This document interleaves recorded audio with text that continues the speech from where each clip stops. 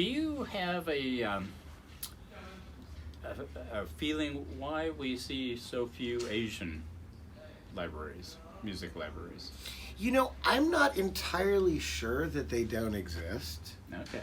You know, to be honest, and what I would say is that I'm constantly being alerted to libraries and countries that produce libraries that I was not aware of. So, at this point, I'm looking into a Polish library. Okay. I'm looking into a Brazilian library, and I'm looking into a Japanese library. So, I think that China might be a little bit different. Yeah.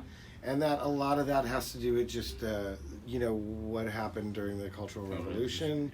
I was just in China last year, and I just naturally wanted to find some records. Sure. And the first thing I was looking for was just for traditional Chinese music, and it's nearly impossible to find in mainland China. Wow.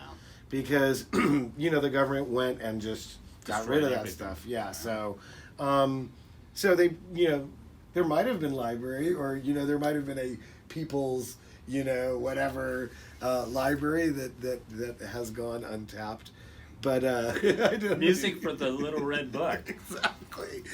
Melodia, which was the famous Russian record sure. label, I think functioned internally to license music. They not only did soundtracks, but then I think you could go to them to get music if you were a filmmaker in Russia. So Sure. I think that there were companies that functioned as libraries but didn't make a library per se, Yeah. I mean, I've been looking all along at Italy, but looking very closely at Italy. It's just like, there's like libraries that have one record. You know what I'm saying? Like, there's things that you've never seen popping up nearly daily.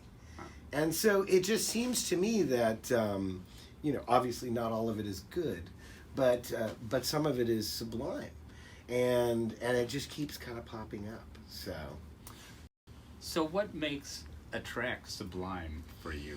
I mean, if we were to just go back to like the Alan Tews here, it's, the Alan Tew records are, I mean, there's nothing like these records. They, obviously they have the big one on it, right? That's sure. on I one. think yeah.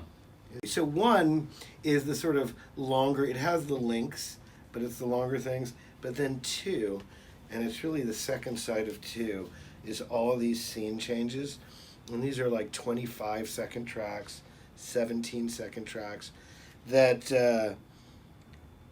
are what makes them sublime. At some point, as an artist, I created this thing called, what was it called? It was called The Detectives, after these. And it was a feature film without any images. And no dialogue as well. So it was just music and sound effects. And I just used these two records. And the thing about it is that these records functioned, properly to tell a story, with just the addition of sound effects, Right. some Foley and whatever.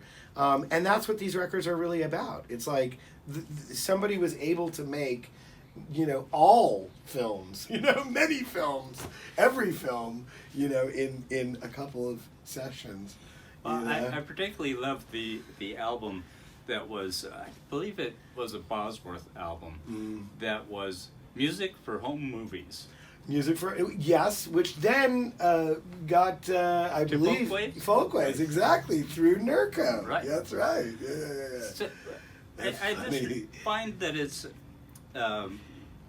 fantastic that sound can make these pictures. And the combination of an image with some specific tone or melody or instrumentation takes us to a whole new place that those two things separately don't have. No, and I actually think these are especially incredible examples of it because, Alan Tew really was known for kind of orchestral disco, and really, he didn't even make any other library music, or very little. He did a couple of other things on themes. But, I mean, this is his magnum opus here. And you know, Nice start.